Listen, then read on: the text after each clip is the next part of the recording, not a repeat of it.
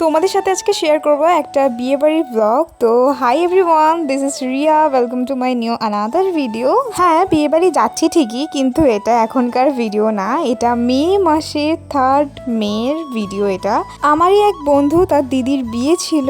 আমি আর আমার বর মানে ঋত্বিক ছিল ইনভাইট। সো আমার বর তো থাকে না সব সময়, তো ওই জন্য আমার ননদ গেছিলো আমার সাথে, বলেছিল আমার ননদকে নিয়ে যাওয়ার জন্য। তো আমি আমার এই মেজ ননদকে নিয়ে যাই।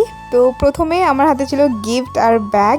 আমরা কিন্তু ঘর থেকে সেজেগুজে যাইনি, চলে গেছিলাম আমারই এক বান্ধবীর বাড়িতে, তারাও ছিল ইনভাইটেড। তো ওখানে গিয়েই আমরা সাজবো, কারণ বিকেল থেকে আমরা বেরিয়ে গেছিলাম খাওয়া দাওয়া করেই। সো এতটা রাস্তা সেজেগুজে যাওয়াটা আমার জন্য একটা অসম্ভব ব্যাপার, আবার বাসে করে যেতে হতো। ওই জন্য আমি আমার বান্ধবীর বাড়িতে চলে গেছিলাম। আর এখানেই ছিল আমার প্রাইভেট মেকআপ আর্টিস্ট, ওকে আমি ডেকেছিলাম আমার হেয়ারটা করে দেওয়ার জন্য অ্যান্ড শাড়ি পরে দেওয়ার জন্য। এখানে ও কিন্তু ভালো করে আমাদের শাড়িটা পরিয়ে দিয়েছে, আর একটু হাসি মজাই আর কি চলছিল। আবার তোমরা ভেবো না যে আমি সত্যি সত্যি প্রেগনেন্ট সেই ক্লিপটা দেখে।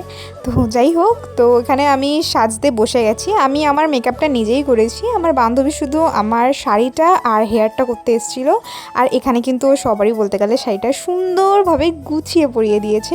আমাকে শাড়িটা পরিয়ে দেওয়ার পর আমি কিন্তু এখানে সাজতে বসে গেছি। আমি বেস মেকআপটা ভালো করে নিচ্ছিলাম, যাতে ও ভালো করে একটু হেয়ারটা করে দিক। আর সাজতে সাজতে তো মেয়েদের অনেক গল্প, যখন আমরা অনেক বান্ধবীরা একসাথে থাকি, অনেক বান্ধবীদের আমাদের দরকার পড়ে না, আমরা এই 1-2জনই একদম কাফি।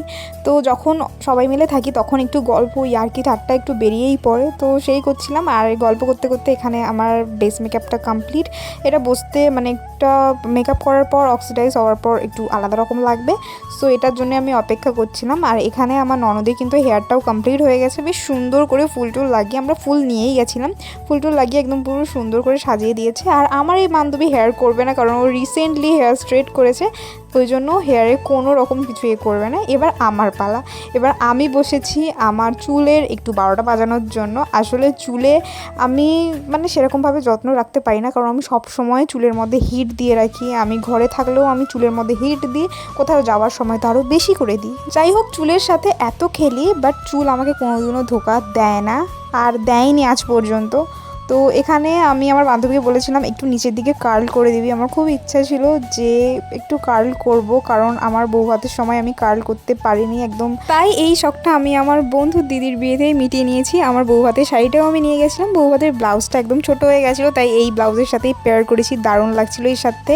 তো এই যে হচ্ছে আমার কার্ল, দারুণ লাগছে আমার পিছনের হেয়ারটা, আমার নিজের মানে পার্সোনালি ভীষণভাবে পছন্দ হয়েছে। তো আমার বান্ধবী আমার শখটা একদম মিটিয়ে দিয়েছে। আমার হেয়ারটা করার পর তো আমার বান্ধবী বাড়ি চলে যায়। আর বিয়ে বাড়িতে গিয়ে কী কী করেছি তোমাদের সাথে নেক্সট পার্টে শেয়ার করছি।